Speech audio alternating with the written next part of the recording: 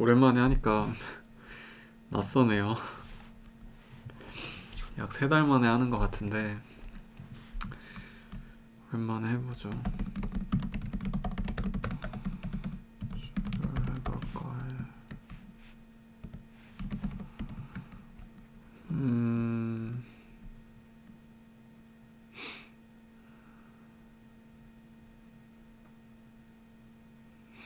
이번엔 아예 더 어린 나이대 실세계 해외도 해보고 싶다.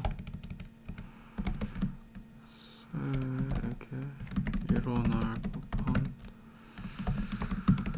상황 3개를 제시해줘.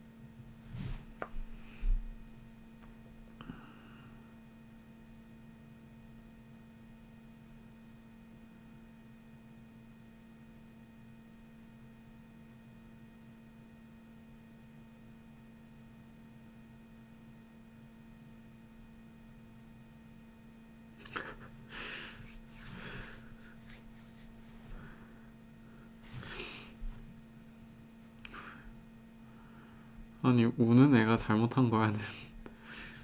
너무하네.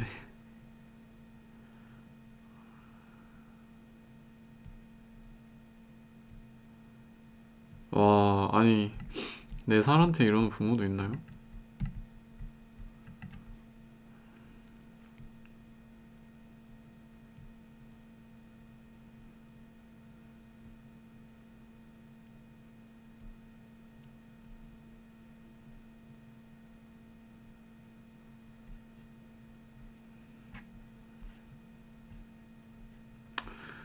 2로 한번 해볼까요? 음,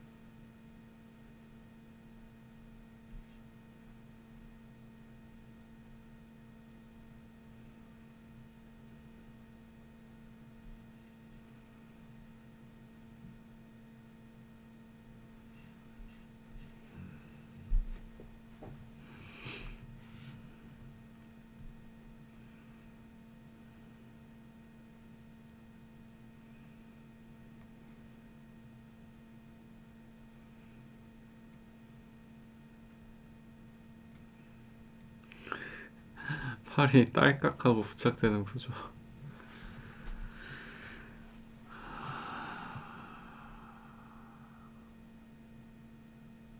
아유 귀여워.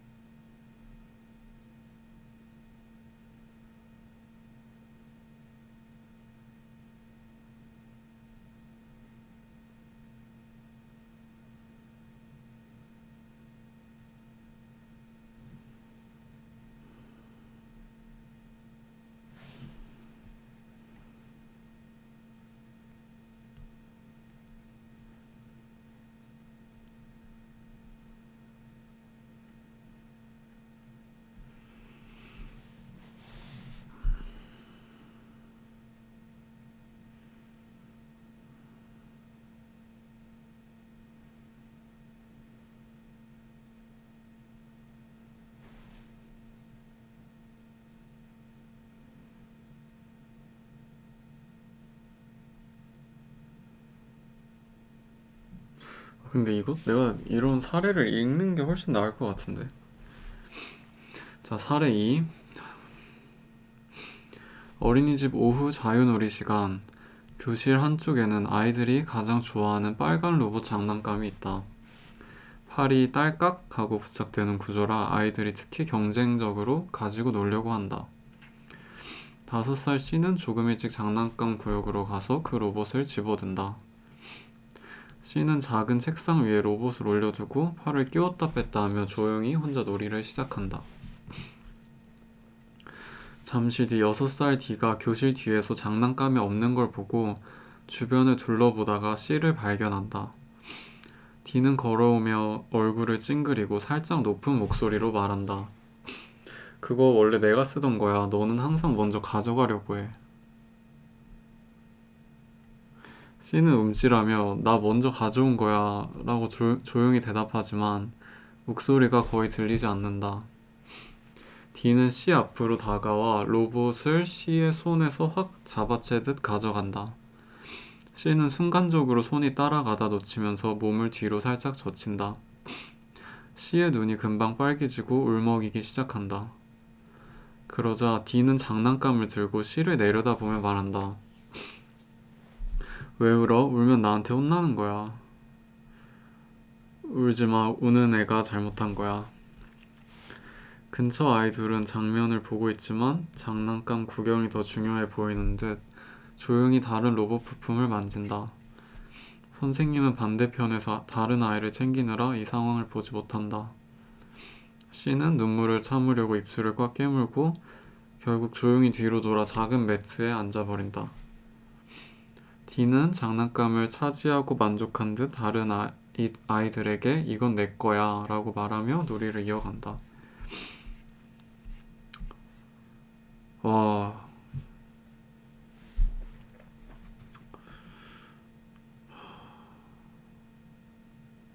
이건 그냥 너무 명백하지 않나요? 그냥 강탈이니까 하면 안 되지 않을까요?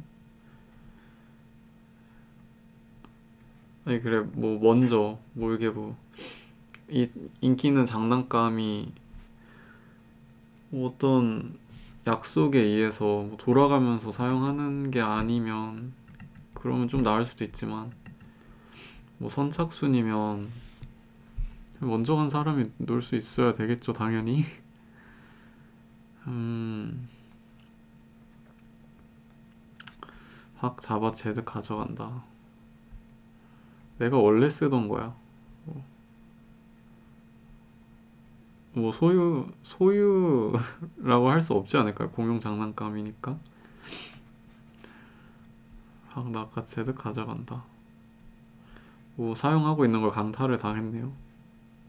대응하기가 어려웠고 눈이 금방 빨개지고 울먹이기 시작한다. 이런 건 뭐 어떻게 봐야 되죠? 이건 좀 상식에서 많이 벗어난 게 아닌가. 왜 울어? 울면 나한테 혼나는 거야? 울지마. 우는 애가 잘못한 거야.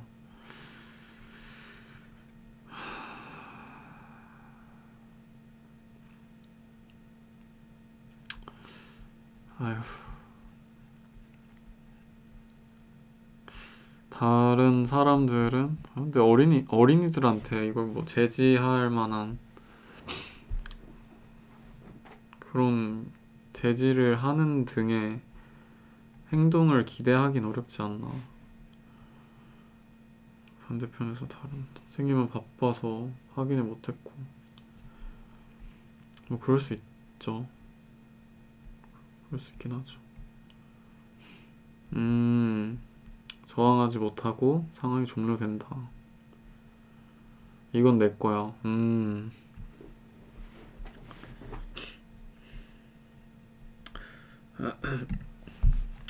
너가 구조 해석해줘. 폭력의 구조 해석을 해줘.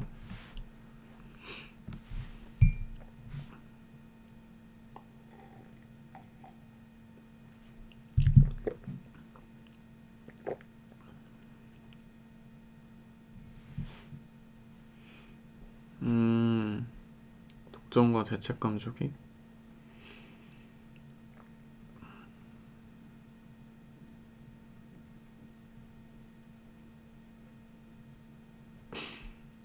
미세한 거였어요? 아주 노골적인 것 같았는데.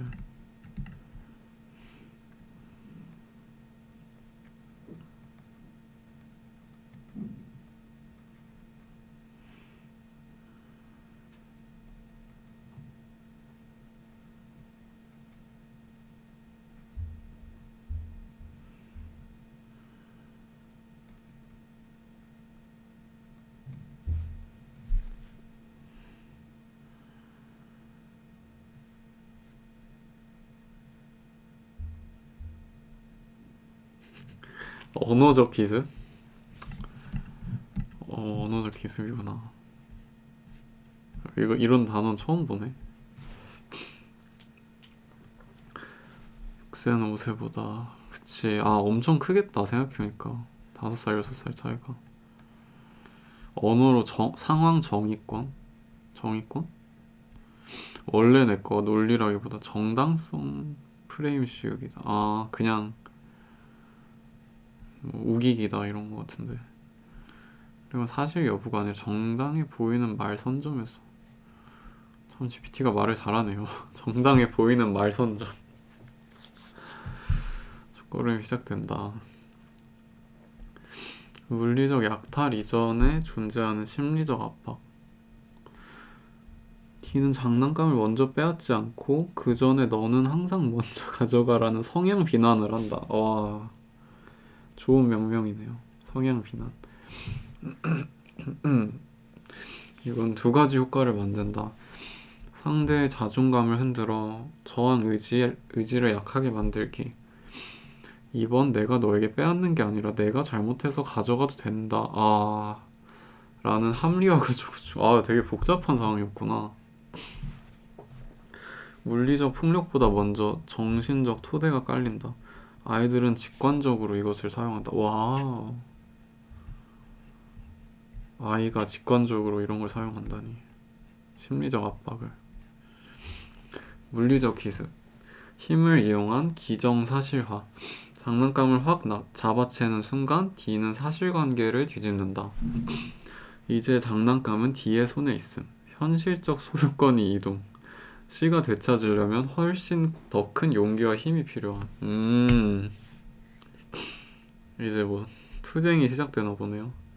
반대편에서 선생님은 보지 못한 감시 부재의 영역 활용.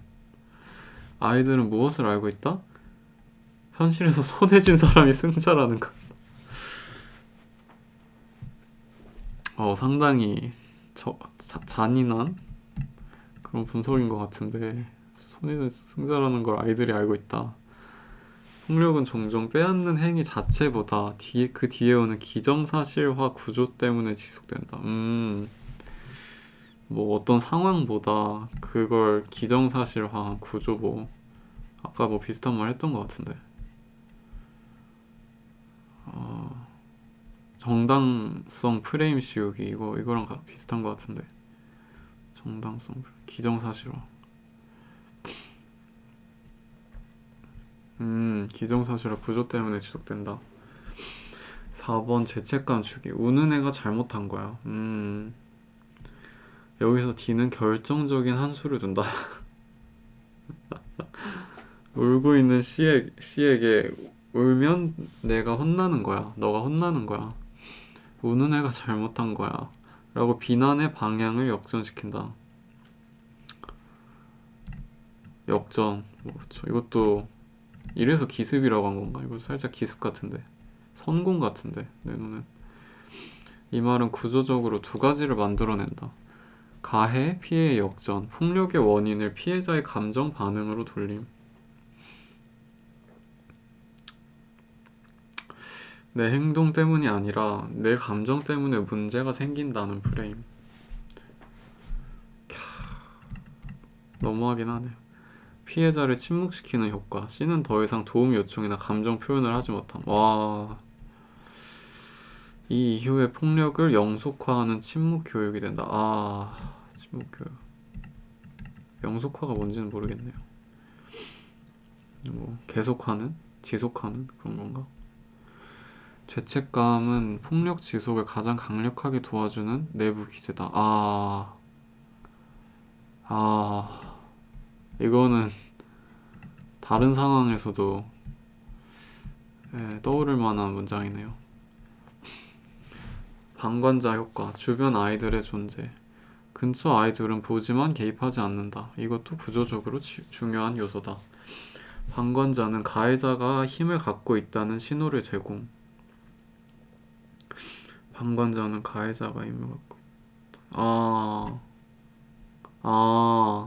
가만히 있고 부당함을 얘기 안 해도 그 상황에 대한 인정을 했다라는 건가? 피해자는 아이 상황에서 난 보호받지 못한다는 감각을 학습. 가해자는 해도 된다는 확신을 강화. 폭력은 가해자, 피해자, 방관자의 삼각형 구조에서 가장 잘 유지된다.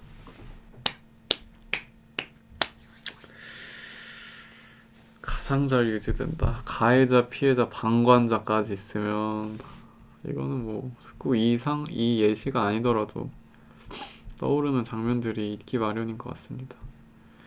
결과 침묵, 고립, 체념의 내면화. C는 울음을 삼키고 매트에 혼자 앉는다. 이 장면이 매우 중요해.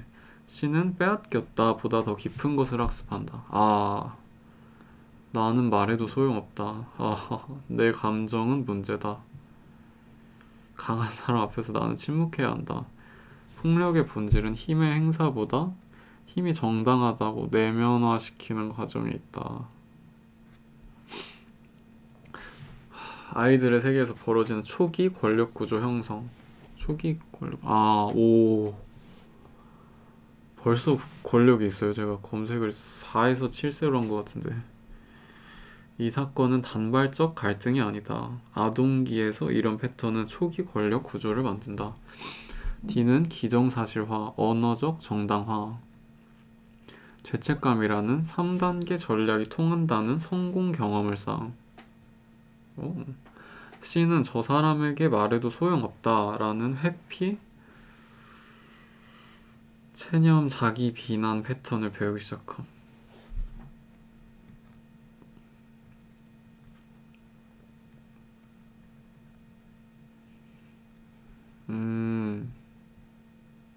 체념. 저 사람이 아마 D겠죠? 뭐 선생님도 포함인가?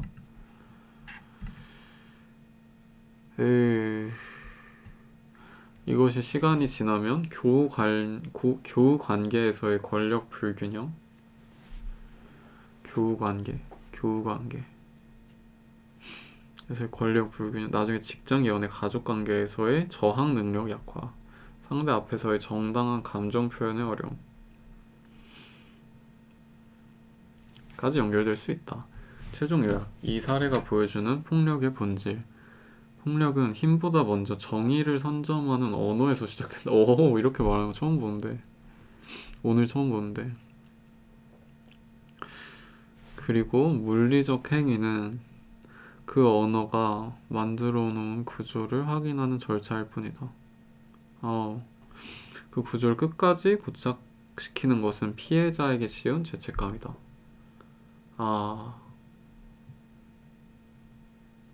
와우, 이런 좋은 연관법이 있다고? 지금이 몇 분 정도지?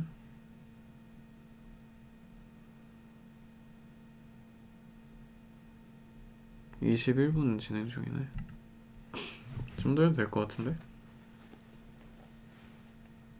심리 발달적 해석이 뭐지? 뭐 이게 어떤 영향을 앞으로 끼치느냐인가? 부모 교사 개입 시 최적, 이게 뭐죠? 제가 한자를 잘 모릅니다.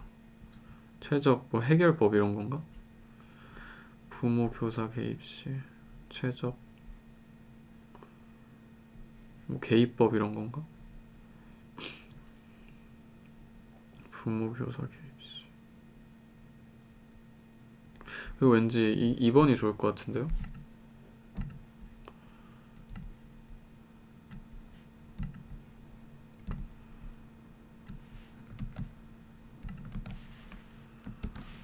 로 이어가.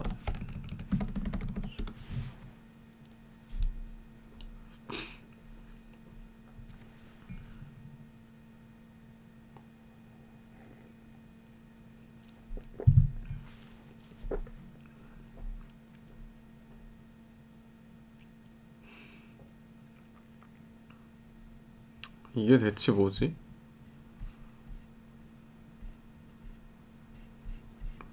이건 제가 검색을 좀 해보겠습니다.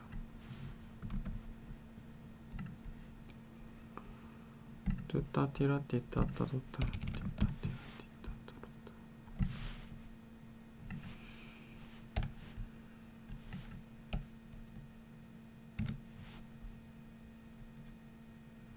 아, 개입이 맞네? 오, 소름. 아, 내가 개입이라고 하긴 했었나? 아무튼 개입해야 구조 자체를 음...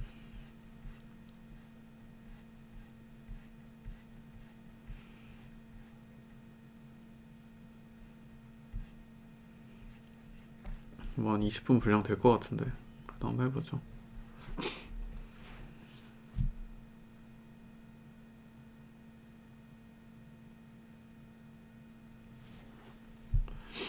부모, 교사 개입 시 최적 개입법.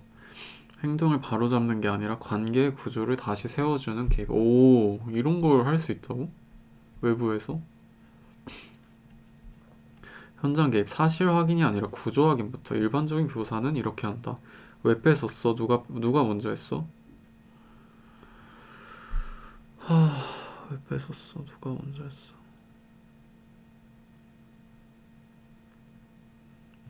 그럴 것 같긴 하네요. 아이들은 이미 기억 조작, 정당화, 죄책감 학습이 되어 있기 때문에 사실 논쟁 구조를 더 악화시킨다. 최적 개입은 이렇게 시작한다. 교사, 부드럽고 단단하게. 여기 무슨 일이 있었는지 내가 잘 볼게. 둘 다 지금 마음이 바빠 보여. 우선 같이 잠깐만 서볼까? 이 문장은 네 가지 구조적 효과가 있다. 사실관계 논쟁을 멈춤, 아이의 감정이 잘못이 아니라 상태로 인식됨, 둘 다의 안정과 안전을 확보, 교사가 권력자가 아니라 조율자로 서 있음, 가장 첫 개입에서 와, 이 표현도 되게 좋네요. 권력자가 아니라 조율자로 서 있다. 이 개입을 하는 사람이 권력자로 서려는 양상도 많은데, 가장 첫 개입에서 구조를 경쟁에서 조율로 바꾼다. 피해 아이에게 먼저 감정의 정당성 회복. 폭력에서 가장 먼저 무너지는 건 사실이 아니라 감정의 정당성이야. 그쵸. 혼란스럽죠. 내가 틀렸나? 내가 이상한 건가? C는 우는 애가 잘못이라는 프레임을 강하게 맞았다. 그래서 첫 개입은 C의 감정 회복이 핵심이다. 교사, C가 놀랐구나. 울어도 돼. 내가 옆에 있어. 이 한 문장이 구조를 거꾸로 뒤집는다. 울음은 잘못에서 울음은 자연스러운 반응으로. 피해자의 침묵은 감정 표현의 회복이 되고, 가해자의 정당화 프레임을 해치한다. 폭력 구조는 감정 표현의 회복에서 균열이 난다. 감정 표현의 회복. 가해 아이에게는 비난이 아니라 관계 규칙을 가르치기. D 아이는 이미 정당화 언어, 기정사실화, 죄책감 부여 패턴을 학습하고 있다. 그에게 죄책감이나 꾸중을 추가하면 패턴을 더 강화한다. 내가 나쁜 애니까 공격해야 살아남는다. 따라서 다음처럼 개입해야 한다. 교사, D야, 너도 장난감을 가지고 놀고 싶었구나. 근데 친구 손에 있는 걸 갑자기 가져오면 친구가 놀라. 여기서는 필요한 걸 말로 먼저 말하는 공간이야. 여기서 중요한 건 이유를 약하게 주는 게 아니다. 핵심은 관계의 규칙을 선언하는 것. 관계의 규칙. 뭐 이게 뭐지? 여기서 중요한 이유를 약하게 주는 게 아니다. 왜 그랬니? 이런 건가? 뺏는 건 금지. 말로 요청해야 함. 교사가 이 규칙의 관리자. D는 내가 틀렸다가 아니라 관계는 규칙에 있다를 학습한다. 아, 관계는 규칙이 있다. 오, 같은 말이 되진 않나? 장난감 분리가 아니라 구조 재설계로 해결. 교사들이 흔히 하는 실수. 장난감을 뺏어서 교사가 가져간다. 둘 다 못 놀게 한다. 이건 폭력의 구조를 제거하는 게 아니라 두 아이 모두에게 무기력 구조를 학습시킨다.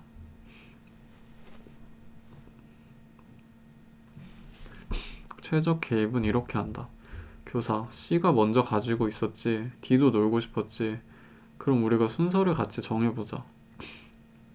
순서 정하기는 관계 재설계. 두 사람의 욕구를 동시에 보면서 규칙을 세운다. C가 5분, 그 뒤 D가 5분. 둘이 함께 설정했다고 성취감 주기. 오. 갈등을 패배 혹은 승리에서 협력과 합의로 전환한다. 협력 합의. 관찰자 아이들도 방관이 아니라 구조의 일부로 편입. 오, 이게 된다고? 근처에서 보고 있었던 두 아이도 중요한 구성 요소다. 방관은 폭력을 유지시키는 제3축이기 때문. 그렇죠. 방관은 폭력을 유지시키는 제3축이기 때문. 이때 교사는 이렇게 말할 수 있다. 교사, 방금 너희도 봤지? 친구가 놀라면 어떻게 도와줄 수 있을까? 옵션을 준다. 선생님 불러오기. 멈춰! 라고 말해주기. 괜찮아? 라고 물어보기. 방관자를 구조로 바꾸는 힘으로 편입시키면 폭력의 삼각 구조가 무너진다. 그쵸. 방관 안 하게 되면. 사건 이후 후속 조치. 개인 훈계가 아니라 관계 회복이 목표. 사후 개입에서 많은 어른들이 실수한다. 가해자만 따로 불러 혼을 내면 구조가 강화되고 피해자만 위로하고 끝내면 회피가 강화된다. 최적 방식은 함께 관계를 복구하는 것이다. 와우. 교사, 사후. 아까 서로 놀라고 속상했지. 근데 너희가 순서를 정한 건 정말 훌륭했어. 다음에 비슷한 일이 생기면 이렇게 말해보자. 여기서 다음 행동 스크립트를 가르쳐야 한다. 나도 쓰고 싶어. 다 쓰면 나한테 말해줘. 잠시만, 내가 먼저였어. 아이에게 관계 맥락 안에서 쓸 수 있는 언어 도구를 준다. 와, 언어 도구를 준다. 표현이 참 좋네요. 최종 요약. 폭력 개입의 핵심은 사실 규명이 아니라 아이들의 세계에 이미 형성된 권력, 정당성, 감정 규칙을 재설계하는 것이다. 감정 정당성 회복. 피해자는 감정 정당성을 회복하고 가해자는 관계 규칙 선언을 하게 하고 방관자 역할 재구성, 순서 규칙 기반의 공동 해결, 이후 언어 스크립트 교육. 이것이 아동기의 폭력 구조를 가장 근본적으로 바꾸는 개입이다.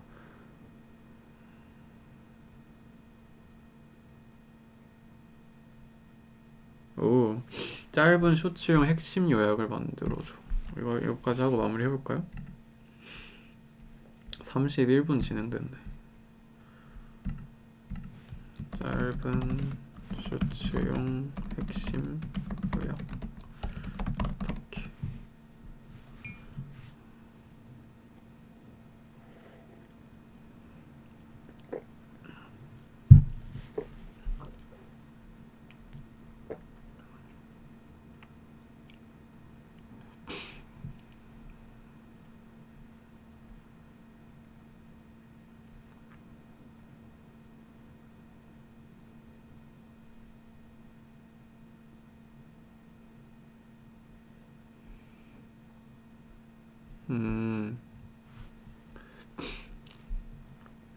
어린아이 폭력은 힘보다 먼저 정의를 선점하는 말에서 시작됩니다.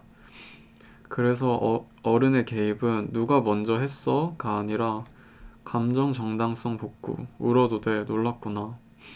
관계 규칙 선언, 여기는 말로 먼저 말하는 공간이야.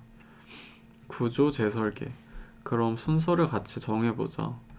이 세 가지가 되면 뺏기고 울던 아이는 자기 감각을 회복하고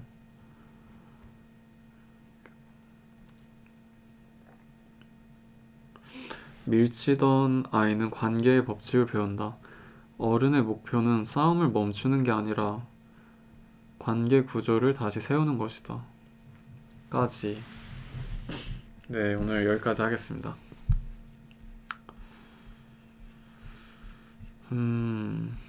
장난감 독점 죄책감 주기에 4에서 7세에게 일어날 법한 상황이었는데 생각보다 원리로 접근을 하면 성인한테도 충분히 적용될 만한 내용이 많았던 것 같습니다. 가보겠습니다.